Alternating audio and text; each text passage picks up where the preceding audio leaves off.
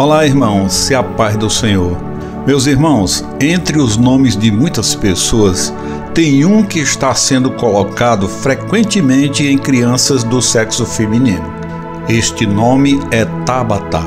Parece um nome comum e que foi idealizado por pessoas que querem apenas colocar um nome pouco comum.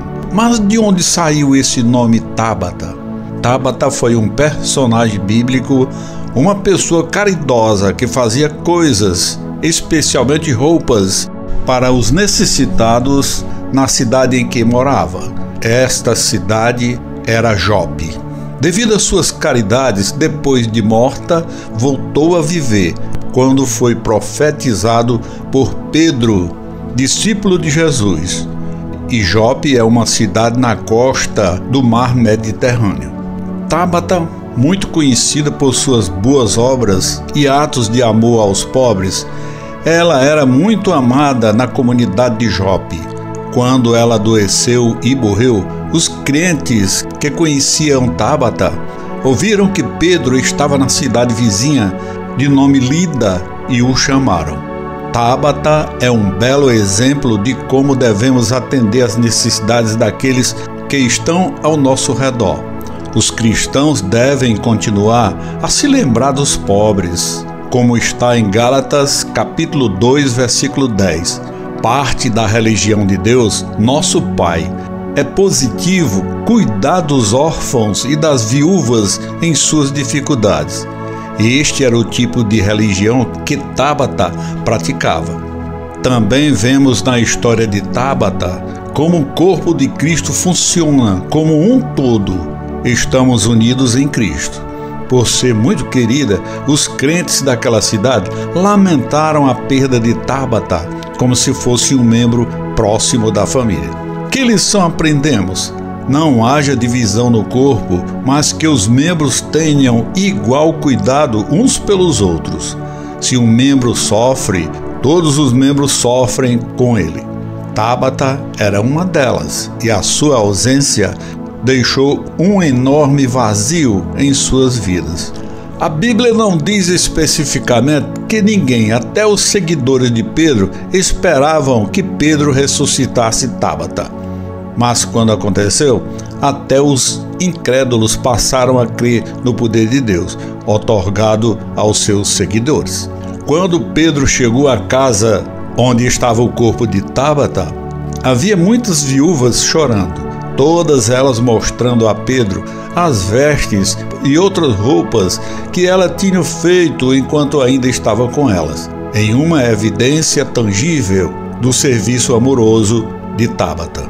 Para entender o que aconteceu com Tabata, quando Pedro chegou à cidade de Jope, vamos citar inteiramente do versículo 36 ao 43 do capítulo 9 do livro de Atos dos Apóstolos, que diz assim: Havia em Jope uma discípula chamada Tabata, que traduzido quer dizer Dorcas. Ela era cheia de boas obras e atos de caridade.